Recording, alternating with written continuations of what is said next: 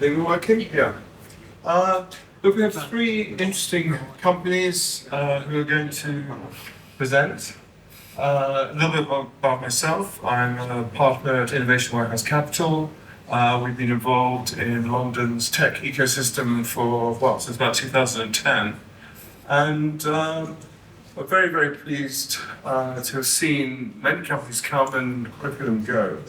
But generally, it's always something that we find an interesting space to be in. And I think you'll find that these big companies this afternoon, who are all doing something slightly different, and are at different stages of their development, but I think you'll find them interesting. So I'd like to welcome them all up on stage. Guys, you ready? Yes. Come on up. Can I sit down? Everyone. So first company coming up are TG0, who are going to do a little demonstration of their technology. Then we have Jeremy Sasabowski of AlgoDynamix, who I think you'll find has something quite interesting to say about finance. And finally, we have Omar Askan of ENBIOSIS, who in a completely different field, but also one which is actually important to all of us. And I think I'll save what he does for him. And good afternoon, everyone. My name's Sam Pilkington, Head of Strategic Partnerships at TG0. We're a London-based company making next-generation human-machine interfaces. I'm here with two young superstars from our team, Hila Zhang Hu, our lead software engineer, Wei Yan Min, our brand coordinator, to present ET, the next-generation VR metaverse controller powered by TG0 technology. Our unique and patented approach removes traditional and costly electronic assemblies from a device. We instead turn a material into a sensor. I refer to this groundbreaking innovation as Magic Touch. We work with global partners in the automotive, EV, and entertainment industries, and in the next few years, you might well be driving a vehicle that uses our tech. Our technology has wide-ranging applications beyond the metaverse, mobility, and gaming. And without further ado, let me hand over to the team to show you this exciting product and the future of metaverse experiences. Thanks, guys. Thank you, Sam. So for us, we wanted to create a product that could showcase all of our core technology at TG0, and this is ET, our virtual reality controllers. Here you can see Wei Yan, our brand coordinator, operating them in Mundas, a demo created for SteamVR by Valve. Let's see some of the features. As you can see, ET can really accurately track the fingers, its individual finger motion. So can you take your hands up so everyone can see it? If you move them around, you'll see that there's very fine control in virtual reality of your real life hands. This is probably something that you've seen before. And maybe it's not as innovative you think, but what if I told you that we can also sense and map each individual finger pressure to the virtual world? Then it becomes new. It becomes one of the best immersive experiences. In fact, we are the first commercial VR controller in the entire world that can track both the individual finger movement and individual finger pressure, giving you all of the immersion you need. Let's talk about something else that we did differently from other companies. Technology has advanced really fast, and we've seen a lot of waves of innovation. But it seems like user experience and form factors have remained the same. And for us, when you look at the virtual reality world, they still use traditional buttons all the way. We wanted to create a buttonless controller where gestures would control your interactions in the metaverse. This would make it more intuitive. If I want to grab one of the bottles, I don't want to be pressing buttons. That doesn't feel natural. I'll just grab it, and that's it. But why don't we ask Wei Yan, how do you feel when you interact with the controllers in the virtual world? Okay, so it's very easy to interact with them. So we would simply reach out our hand like we would every day and just grab it. There's no buttons to press. There's no analog to, interact. You simply just reach out your hand and grab it like you would every day. And that's what you're getting with ET. Our controls are natural, our controls are intuitive. You don't need to press a button to, for example, let me grab this lever. I don't need to press a button. I can just simply grab it and let it go, and that will be translated. So the cool thing about this is that my actions are directly being translated into VR. My physical actions are translated into VR. And the reason why that direct translation is so important is because the fact that we go back to our point of natural and intuitive controls. So let me show you what else is intuitive with ET. So definitely grabbing things are one of the main ways you interact with VR. So what about moving around? So I can definitely move around and I'll follow the stage, but don't worry, I can see through my nose hole. So what I will do is that I will simply point to the direction that I'm trying to go. Like before we had Google Maps, where my house is that way. So for example, I will simply point to the direction that I would like to go, and I will press my thumb onto this LED slider that you can see. Sorry, Wayne, can you put your hands up so everyone can see it? Yep, is this better? Yes. Okay, here we go. So I'm gonna point it and use my thumb. And here I go. There we go. It's already showing me that where I'm going to teleport to. And once I let go, I'll be here. Now let me show that to you again. And 3, 2, 1. There we go. So this is really the gesture-based system that ET has. And one of the main reasons what makes ET a more powerful controller compared to the rest in the current market right now. And that's because when we created ET, we wanted to create something that we can have fun with, but also something that you could work with. Yes, you're absolutely right, Wayne. So one of the things that we were looking at is what VR applications are out there in the moment. And there's an increased number of applications that go beyond just gaming. For example, we've been working with the University of South Wales in research collaborations for post-stroke rehabilitation. And we found out that the immersion that the controllers and the hand movement being tracked gives enables them to engage better with the patients. We can also use something called amplification of the movement. So for stroke survivors, they lose a lot of the motion in their hands, the ability to move them as they wish. If we are able to reward them visually, so every single small motion of the hand can be amplified in virtual reality, that keeps them motivated for even longer.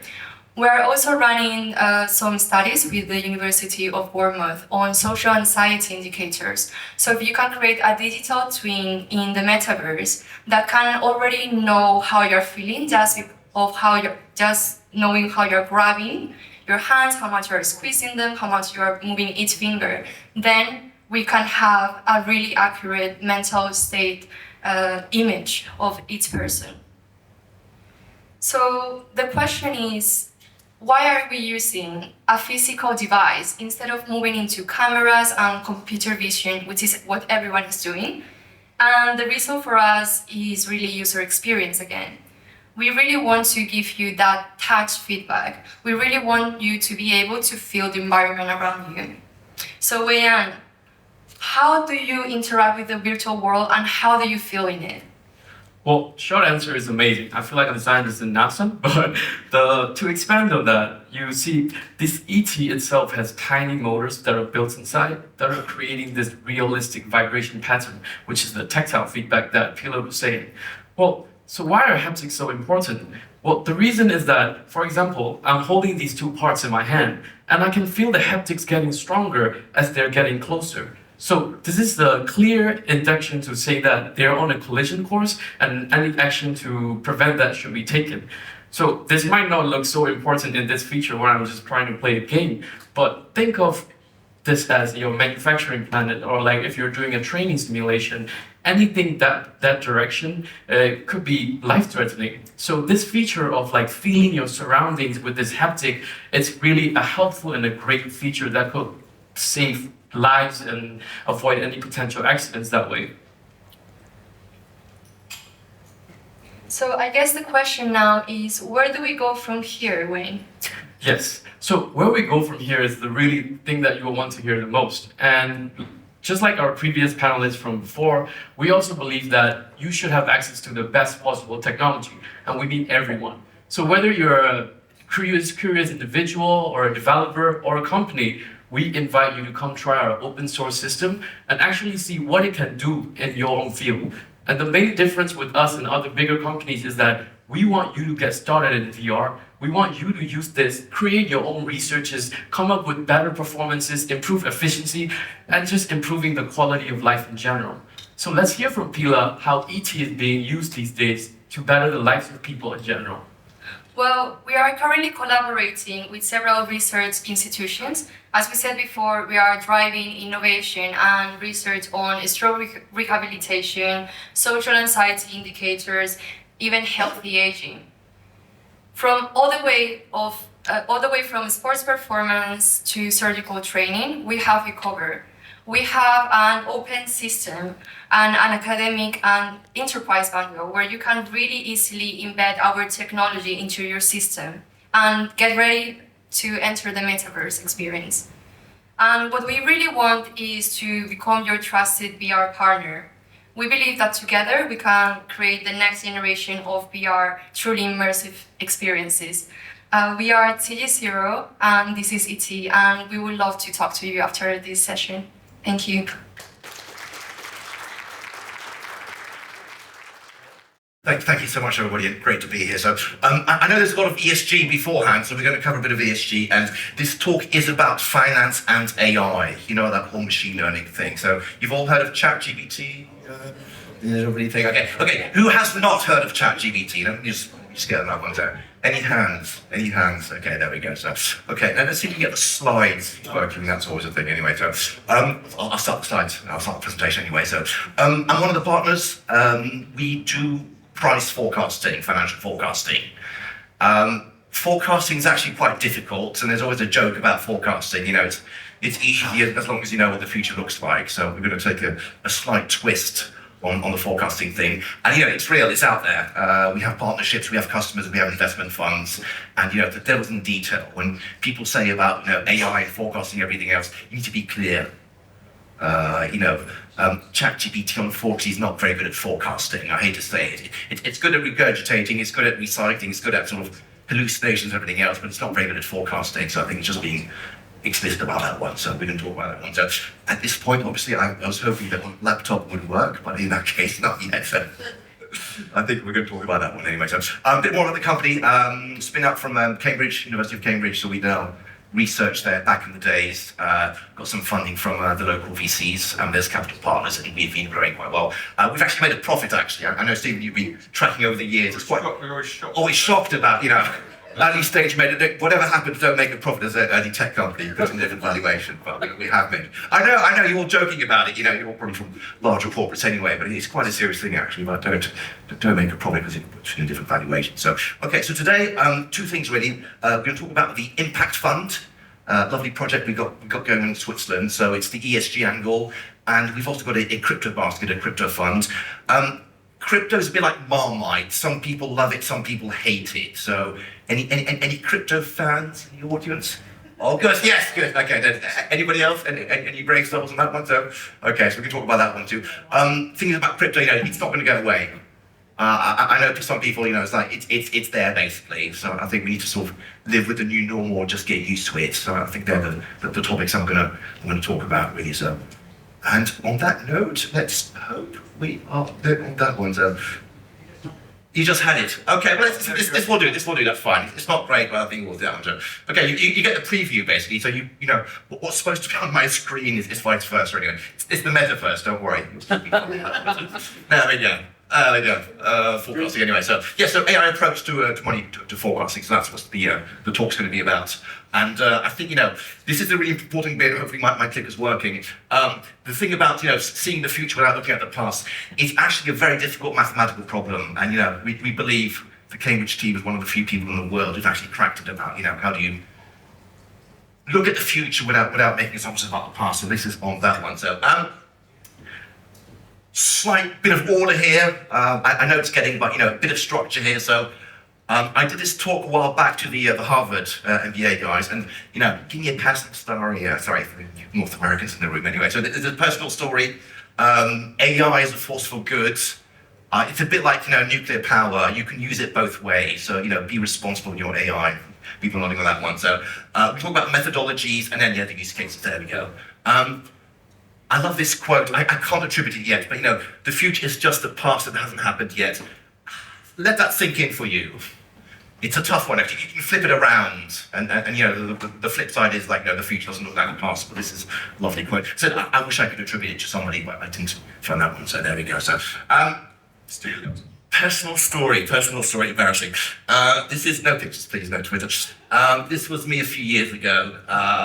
So this is one of the earlier tech companies. So it's a spin out again from my PhD anyway. So I was, this is actually, I know it doesn't look like, this is actually a time, it's a optical atomic clock. So we're building time machines, essentially. That's what we're doing anyway. That's what you do in Cambridge, right? So that's quite fascinating. Company got acquired, so that was good. So we got to redefine time. This is about 5 years after my PhD. I looked quite young still.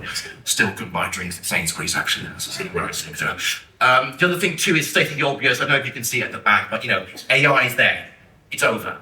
I'm not going to say they're going to replace your jobs, but they're definitely going to enhance your jobs. The divide will be between those that use AI and those that don't use AI. So don't think of it, oh my God, it's going to take my job. It's like, no, make sure it's part of your job, because it'll make you 10x more effective. This is financial analysts, using AI to help with their research. So this is one example too. The other thing too is I'm going to emphasize that again. I hope we've covered it already, but it's probably a bit too late already. Doom and gloom. I know Dennis is going like that. Make sure you're already part of it. It's difficult to catch up. So, is anybody not doing AI in their day-to-day organization? Anybody not using ChatGPT? Anybody wants to admit it? Okay, at the back there. Okay. Okay. Thank you for the honesty. So yeah. If it reads, see at the back, companies may, they may never catch up basically because it's moving so fast. So this is our friends at Harvard again years ago. So, final section now, forecasting the real world. I usually say go and buy the book. Without asking a lot actually, so I'll try and give a short summary about how to do forecasting in only 3 minutes, so no pressure obviously. So I'll try my best to do that. Lovely book, by the way, of course I would say that. The authors on that one. So, the way to do forecasting is an important one. It's important to capture people's emotions, sentiment. How are people behaving? The price ultimately is determined by individuals, or machines or bots. Individuals decide on the price. It's not fundamental type thing. It's not valuations. It's not some magic equations. People will ultimately decide what the price is. If people don't agree with the price, they're not going to buy it. It's as simple as that. So please remember that as you go along. The price is not what the equation says or the bot. The price is what you think it is worth. If you don't think it's worth something, you're not going to pay for it. That's not the price. So people sometimes forget that, the price is right, no, the price is not right, the price is what people think it is. So on that methodology, that's what we've used for our AI. We're data mining the entire universe, exchange universe. We're looking at all the participants. This is how you do forecasting. You measure everybody in the audience on the exchanges or on the metaverse or whatever, on the blockchain. So you look at every single individual, you look at every single transaction. You can group them together. People behave in the same way. It's non-random. By the time you get enough people behaving in the same way, you get clusters, and from there on, you can price forecast. So once again, it's measure every single probe, every single temperature point, every single transaction, group them together based on what you're seeing, and that'll give you a decent way of price forecasting. So half the audience is like, the other half is like, okay. Right. People, individuals, transacting bots. That's what determines the price. So that's what we do with our price forecasting. Now is literally part 2, I've got 2 minutes left. This is where the financial disclaimer comes in. So now we're going to talk money. We're going to talk big money, because that's what, to some extent, helps things to move along, basically. So, have you read the disclaimer? Okay, so anyway, we're a tech company, right? We're not investment advisors. So, yes, take a picture of the disclaimer. Thank you very much. So, one of our partnerships, very proud to announce that. You don't recognise Jamie when you talk to you, Jamie, of course. Not personally, anyway. So, the oldest crypto exchange in the UK, possibly the oldest crypto exchange in the world, actually, obviously Cambridge, so that's on that one. FCA registered, very important too, actually. So we have a partnership with them. And we're using our software, we're using our price forecasting, we're using our stuff. So I'll skip over that, but this is what we've done with the guys at Sweden. This is real money. This is the bots. This is our software doing the stuff. So you can, not sure you can see at the back, but you've got the price of gold, which is about 12-15%. Bitcoin is horrible. I don't suggest you go to Bitcoin. With crypto baskets, it's actually gone up again. It's at 28%. Real money, by the way, still investment money. So this is live. It's been running for nearly a year now. So this is what you get by using the right AI, basically. So I'm very, very proud of that, because you're like, oh, does it actually want to make money? Yes, it does actually. That's another one. You can go to the reference if you want, so that's good actually. So once again, UK audited, FCA, all that stuff you'd expect from any sort of investment product. Very important, please. We've had a few scandals. So, second one is very proud of that one too. With our friends in Switzerland, this is back to the ESG angle. This is specifically focusing, on the impact side, on the energy side. The thing about social and governance, it's a bit more difficult to quantify. The environmental thing is very easy to quantify. So once again, we've got an impact fund with our friends in Switzerland. So I'm very proud of that. Similar format, by the way. Same software type thing, and then oops. There we go. And then, we have different sub-funds as digital hospitality. So, with our software, once again, we can create good automated decision-making based on what's happening. So there we go. I'm going to stop now because it's getting a bit red on the buzzer there. So once again, crypto price forecasting, environmental funds, and then once again, it's behavioral. It's looking at all the individuals, it's looking at all the transactions. What are they doing? How are they behaving? That's a very nice way of doing forecasting. So I think last slide is, there we go, get in touch. Oh, okay, so we've switched off, good. Stephen, back to you again. Thank you.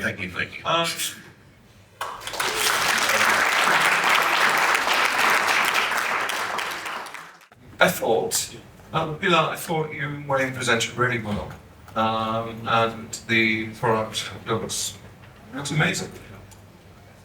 You mentioned some other sectors or other use cases.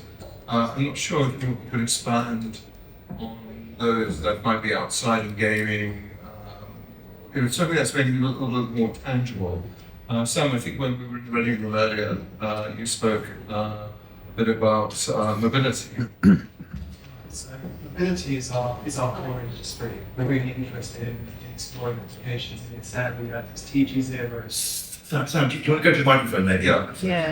Yeah. I think you might need to. Thank you so much. I think all that time at the Science Museum. Automotive HMI is a TG0's bread and butter. We do an awful lot with them, and we know an awful lot about them. Two other key industries that our technology is likely to disrupt, especially metaverse applications. Education. Just go for it. So education is one of them. Skills training, education in the future is very likely to be delivered in the metaverse. There's proven research showing that if people have training in the metaverse prior to encountering a workplace environment, be that a hospital ward, be that an industrial environment, they're going to perform a lot better. And then medical applications is the other one. Pilar mentioned about stroke rehabilitation. I'm going to let her speak about this because that is her specialist area as well. Yes, thank you, Sam. So really quickly, to reiterate on what we were working on, we believe that we have a system that can be modular. So right now we show a virtual reality application, but talking to Dennis, we were saying that this piece is the one that does all of the positional tracking. If you remove it, you could still have a finger rehabilitation program where you don't need all the setup that you saw, you just need to turn on the controllers.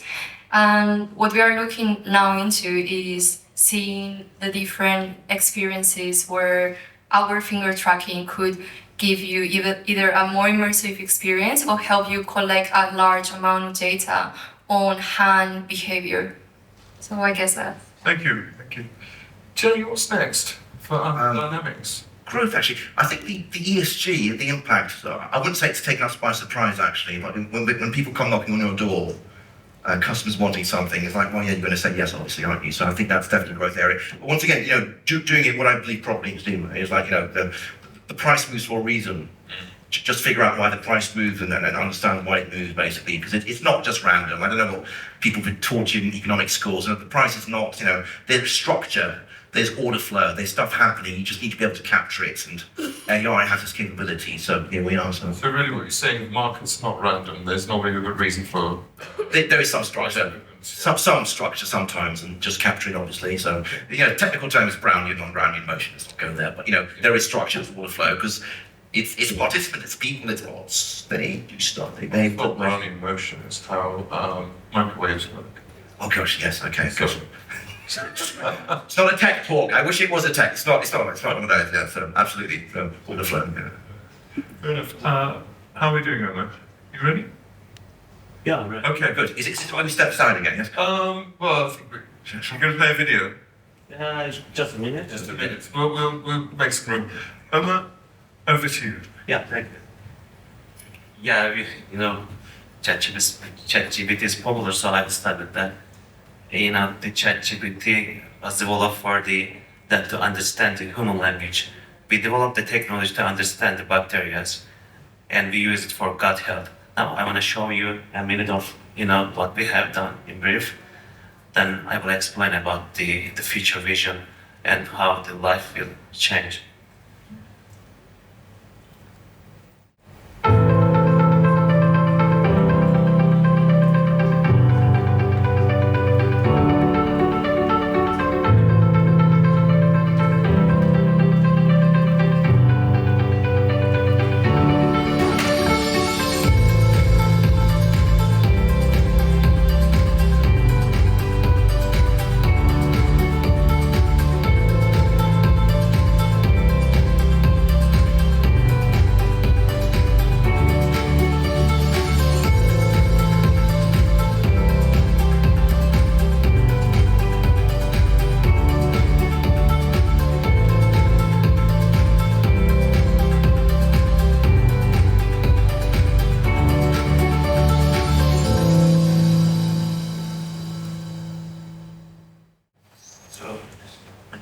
Actually, we developed an AI technology to understand the dynamics of the trillions of microorganisms in our gut microbiome and to develop a personalized nutrition plan, personalized dietary supplement suggestion to change the flora in a healthier state. And everything starts with the stool sample, and I'll show you here. Here we send home test kit to individuals. And these samples are sent to any contracted laboratories all over the world. The laboratories isolate the DNA of these microorganisms and upload the data to our cloud. And we are running this data in our cloud and generating microbiome analysis, personalized nutrition plan, and personalized dietary supplements, including prebiotics, probiotics, and in the coming, we are working on the vitamins too. So we will cover most of the supplements in the industry. I want to show you a sample panel, how it works. After the samples are analyzed in our AI, the individuals see such a panel, and we have also an application where they can access their personalized recipes, fruits, shopping list, and we are also working on to integrate the generative AI to develop the personalized telehealth assistant to support our customers to coordinate on their dietary plan in the day. So at first we see the microbiome age. This is, by the way, how many minutes? I don't know. Okay. The microbiome age, for example, even a person can be around 40 years old, but the similar microbiome profile may be 36. So it's an indication about the similar profile and about some age profile, and they say about the microbiome diversity and different types of foods. I will explain in detail, and different gut scores. Here we go in details. The taxonomic analysis. People can compare their bacteria flow profiles and the community in our database, and we also explain and give more detailed information about the important bacteria in the gut flora, so they can compare their profile with the community. Here is also important. We also give some indication about potential risk analysis, like people similar microbiome profile had, for example, here 4% of the people who have similar microbiome profile have heart-related disorders. And when we look at the normal population, if it is 2.5%, it's an indication about heart disease related. These are all the scores, gut scores with us, our algorithms output is unique, and we can explain about their, for example, here sleep quality. The algorithm defined the specific bacterial composition which are linked to the sleep quality, and we can assign some sleep quality scores, metabolic scores, fat metabolism, etc. And this is the AI-driven analysis, and I'm coming to the very unique part, the nutrition scores.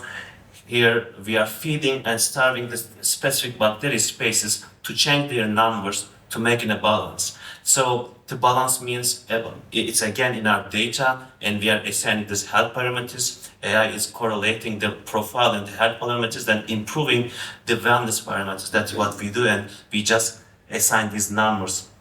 High numbers show here how often we should use this kind of foods. The numbers between 7 to 10, we should eat more, and the numbers between 0 to 3, we should eat less, because each of these foods are feeding different bacteria, and it's a 6 weeks diet program rules. That's actually what we have designed, and in order to make it easy, we also created different recipes so people can access what kind of recipes they should get, and they can also choose different cuisines, and they can also access lots of meals, personalized meals for their gut microbiome. Here is also unique. We can also score the available brands in the market for the retail pharmas and all the e-commerce platforms, supplements. So people, we believe that people should take their own personalized probiotics.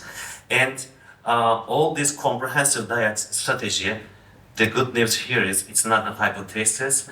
We have recently proven that with our publications, and now we can easily claim we are the first AI-driven gut health solutions, and especially billions of people, the gut health disorders, including irritable bowel syndrome, chronic constipation.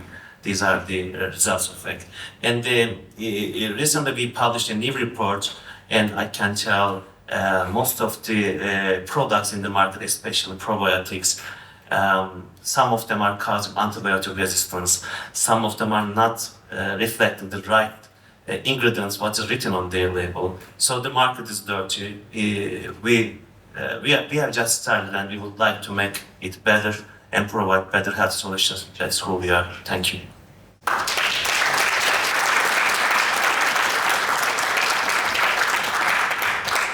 Well, thank you. It's a fascinating area. What I was wondering about is whether or not your customers are individuals who might want to sort of test and understand what's happening in their own gut biome, or whether you're moving into or have any sort of plans to move into public health or public medicine. Yeah, actually we are not selling to the end users. Here we are partnering with different types of partners in the wellness industry.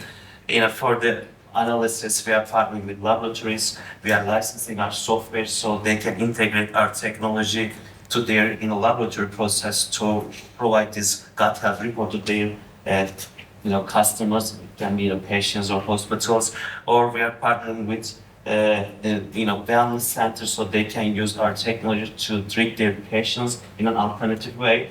We are partnering with dietary supplement companies or platforms or retail pharmacies so they can integrate our bots there so they can provide personalized supplements services to their clients. So we are all partnering with the industry. That's what we do.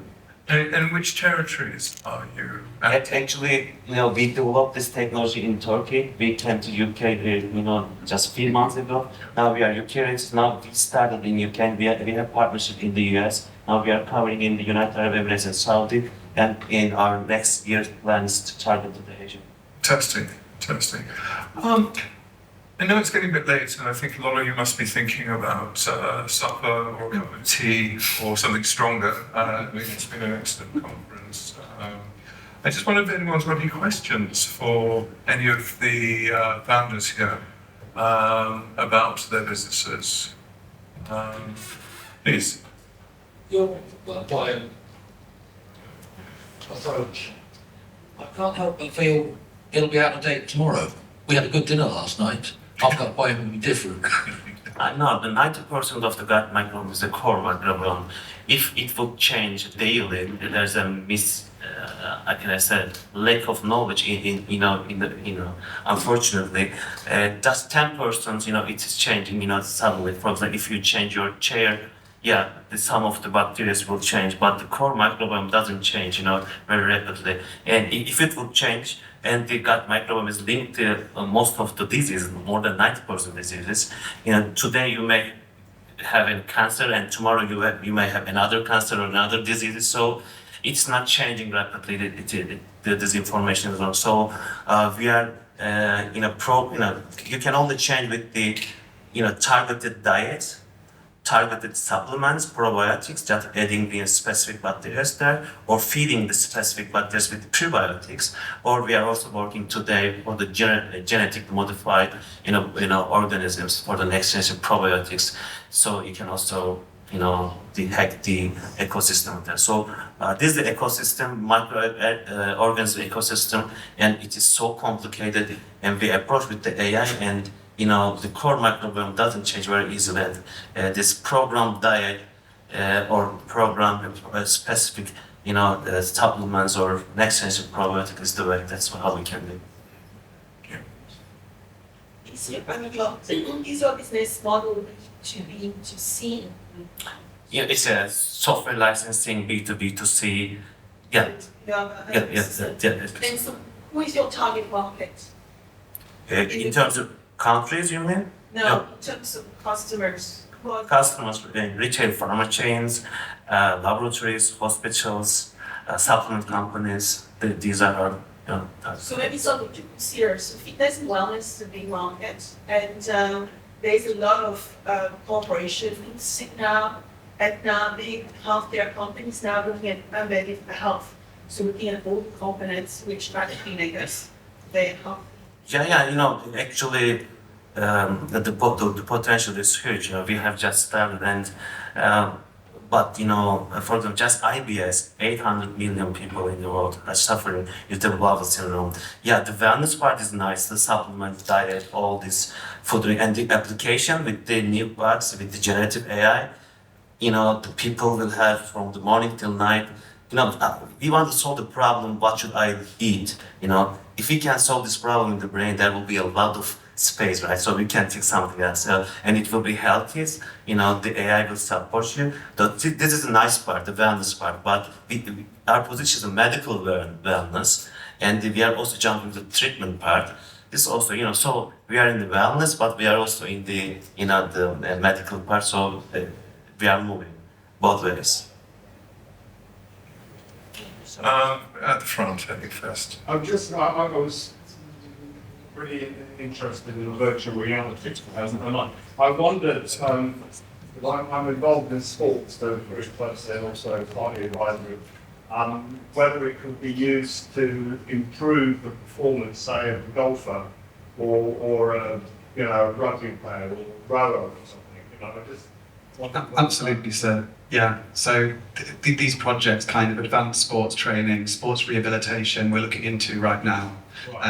You've got this amazing opportunity to transfer the skills of a professional sportsman into the metaverse, and for people to learn directly from that professional sportsman in the metaverse. So you can imagine how that would revolutionize the education process, specifically the sports education process. Exactly. Players would be able to monitor their own performance, their own biometrics, their own musculoskeletal tracking, and refine it within the metaverse. And then things get really exciting when you think about bringing live games into the metaverse using advanced human-machine interfaces.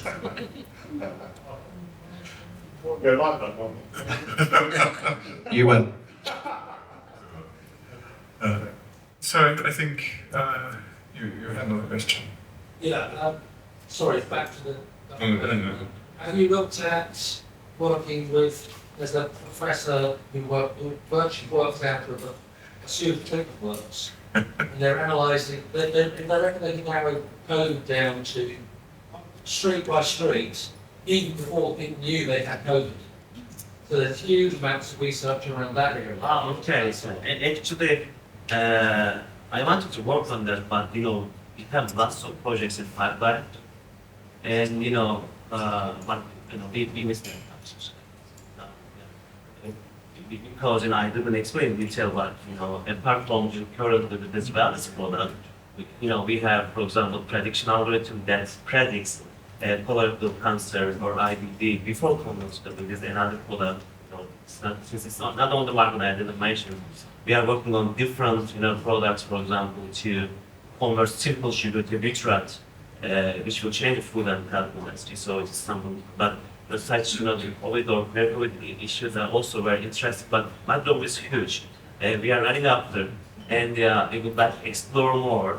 But we are just at the beginning, and the area has just started. I don't know if we have followed, but the first FDA approved, just last week, like Thursday. So till last week, everything was hypothesis. People were claiming, but there were no proven or regulatory approvals. But now the market is open for us, and this kind of picture, it will be understood by everyone. The microbiome is the central health. Everything should be pursued. It's a question of time. I think we've got time for one or two last questions, if anyone has anything they'd like to ask the group. Otherwise, I think we're going to wrap up. I'd like to thank all of you, Emma, Pilar, Wayne, Sam, and obviously Jeremy. And I hope you all found that quite stimulating. And give me some food for thought. Thank you all.